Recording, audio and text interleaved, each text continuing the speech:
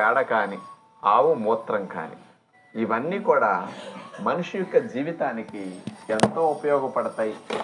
ఆవుని పూజించటానికి కారణం ఏమిటంటే మనిషికి ఇన్ని ఉపయోగపడేవి అందిస్తున్నది కాబట్టి దాన్ని మామూలుగా చూడకుండా పూజింపబడే స్థానంలో ఉంటే దానికి విలువిస్తారని ఋషులు ఇచ్చిన సంస్కృతిని కొనసాగిస్తూ అట్లా ఇస్తూ వచ్చారనమాట.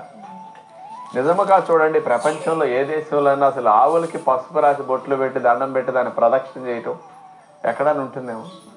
అంటే దానికి థ్యాంక్స్ చెప్పే సంస్కృతి అని చెప్పచ్చు. మరి అలాంటి ఆవులో ఉండే ఔషధ గుణాలు ఇంత అంత కాదు. మనందరం కూడా అటాచ్డ్ దొడ్లు లేకుండా ఊరు బయటికి, చెరువు గట్టుకి, కాలువ గట్టుకి మల విసర్జనకి వెళ్ళేవాళ్ళం అండి. అలా వెళుతుంటే అవన్నీ క్రిములు వస్తున్నాయి, రోగాలు వస్తున్నాయి, అంటువ్యాధులు వస్తున్నాయి, మీరెవరు ఆరు బయటకి వెళ్ళటానికి లేదు అని గవర్నమెంట్ ఎవరికాళ్ళకు ఉచితంగా దొడ్డు కట్టిస్తున్నారు. అంటే మనం బయటకు వెళ్ళటానికి వీళ్ళు లేదు, ఆవులేసిన బయట పేడ తీసుకొచ్చి మన ఇంట్లో వేసుకోవచ్చా, మన ఇంటి ముందు చల్లుకోవచ్చా, ఆవు మూత్రాన్ని కొట్టుకోవచ్చా, ఆవు మూత్రాన్ని త్రాగొచ్చా? మరి ఇదంతా మన ఋషుల విధానం అనేది తెలుసు. కానీ ఇదేదో చూసే వాళ్ళకి చాదస్తం కాకపోతే దాని పేడ దాని మూత్రం ఏమిటా అనుకుంటారు. కానీ ఇవన్నీ సైంటిఫిక్గా మన ఋషులు ఇచ్చిన విజ్ఞానంలో ఎన్నో ఆరోగ్య లాభాలు, క్రిమి సంహారక శక్తులు ఆ పేడలోనూ మూత్రంలోనూ ఉన్నాయని చెప్పి మన ఆచారాల్లో పెట్టారు. కానీ అది ఈ రోజుల్లో సైంటిస్టులు చెప్తే తప్ప జనాలందరికీ కాస్త అది నమ్మకం రాదు. అంచేత అందులో అసలు ఏమేమి ఉంటాయి, ఆవు పేడకి ఆవు మూత్రానికి మన ఋషులు మన పెద్దలు అంత అగ్రస్థానం ఇవ్వటానికి కారణాలు ఏమిటి, శుద్ధి చేయటానికి అసలు మలమూత్రాదులే చెడు అయితే దాన్ని శుద్ధి చేయడానికి వాడటం ఏంటి? ఇవన్నీ చదువుకున్న వారికి ఏదో చెవులో పువ్వు పెడుతున్నారా అన్నట్టు అనిపిస్తుంది. ఇప్పుడిప్పుడు ఈ మధ్య ఆవుకు దండాలు పెడతాం మొదలెట్టారు కానండి జనాలందరూ. అంతకుముందు అందరూ చేసేవారు, ఈ మధ్య చదువుకున్న వారు ఎవరు అట్లా చేసేవారు కాదు. ఇప్పుడిప్పుడే ఆవు పేడ, ఆవు మూత్రం, ఆవుకి కాస్త దండాలు పెట్టుకోవడం, నాటు ఆవు, ఇవన్నీ కొంచెం ఈ 10-15 ఏళ్ళ నుంచి ఇంపార్టెన్స్ పెరిగిందండి. అంతకుముందు 100 సంవత్సరాల నుంచి మన తాతలు తండ్రులందరూ అది ఆచరణ చేశారు. మధ్యలో చదువులు టెక్నాలజీ వల్ల కాస్త మరుగున పడిపోయాయి, మళ్ళా తిరిగి బయటికి రావడం మొదలయ్యాయి. ఇలాంటి సమయంలో దాని యొక్క పాత్ర ఏమిటో తెలిస్తే చాలామంది కాస్త కళ్ళు తెరుస్తారు. మన ఋషుల మాట, పెద్దల మాట వేదవాక్కులాగా భావిస్తారని సైంటిఫిక్ ప్రూఫ్తో ఇవ్వాలని ఈ ప్రయత్నం అనమాట. అయితే డాక్టర్ గారు, అసలు గోమూత్రంలో ఏమేమి ఉంటాయండి?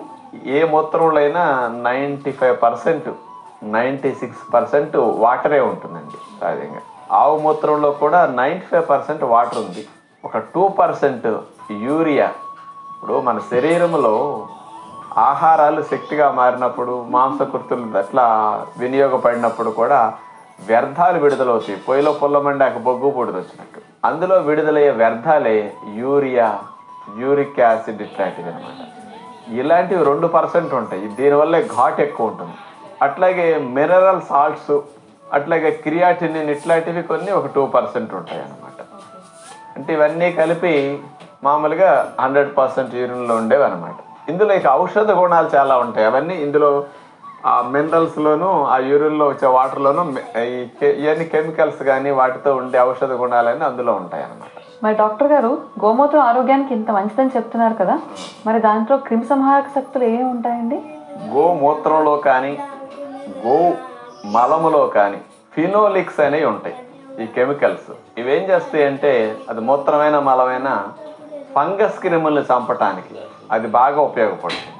ఇప్పుడు మామూలుగా మనకి నీళ్ళు ఎక్కువ నిల్వ ఉన్న చోట, కాస్త మురికి ఎక్కువ చేరిన చోట, కాస్త కుళ్ళే చోట అంతా ఫంగస్లు ఎక్కువ వచ్చేస్తుంటాయి కదా. ఆ ఫంగస్ క్రిములు చంపటానికి ఇందులో ఉండే ఫినోలిక్స్ ఒక రీజన్ అని సైంటిస్ట్కి చెప్పడం జరిగింది.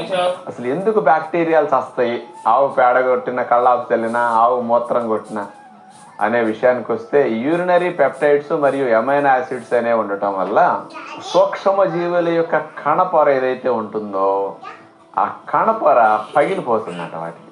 అంటే ఏమి లేదు, మనకి ఒక కత్తి ఘాటు పెద్దగా పైనుంచి కింద పెట్టేసామనుకోండి, రక్తం అంతా కారిపోతుంది.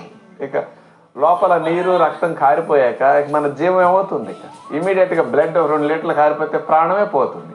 అట్లాగే సెల్ వాల్ బ్రేక్ అయిపోతుందట ఈ యూరినరీ పెప్టైడ్స్ వల్ల, ఎమైనో యాసిడ్స్ వల్ల. అప్పుడు ఏమవుతుందంటే సూక్ష్మజీవుల లోపల ఉండే సైటోప్లాజం అంటారు ద్రావకం, అంటే అందులోనే ఇవన్నీ తేలి ఆడుతుంటాయి. సూక్ష్మజీవుల యొక్క సంబంధమైన డిఎన్ఏ, ఆర్ఎన్ఏ, వాటికి సంబంధించిన మైటోకాండ్రియాలు ఇవన్నీ కూడా ఉంటాయి. అవన్నీ ఈ పొర కణపొర పోయేసరికి దీని గుండా డ్రైన్ అయిపోయి చచ్చిపోతాయి ఆటోమేటిక్గా. అందుకని ప్రధానంగా సూక్ష్మజీవులు చనిపోవటానికి రీజన్ ఏమిటి అంటే ఇదని స్పష్టంగా సైంటిస్టులు ఇవ్వటం జరిగింది. మీరు చెప్తుంటే అనిపిస్తుంది